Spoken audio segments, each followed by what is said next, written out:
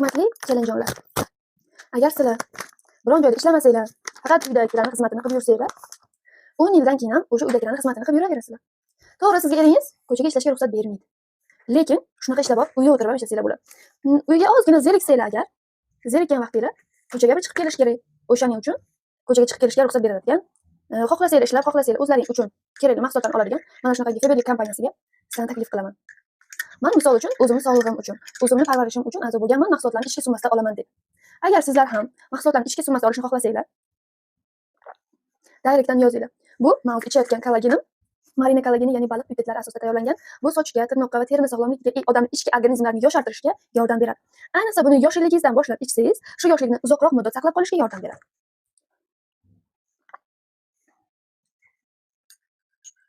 Baliqli pipet. Ta'mi neytral, lekin dorini ham ichamiz-ku, ukolni ham olamiz agar jonimiz og'risa ham, lekin yaxshi effekti uchun. O'zi shunaqa. Shirin narsa har doim ham sizlarga foyda olib kelmaydi. Lekin yoqimsiz narsa foydali bo'ladi.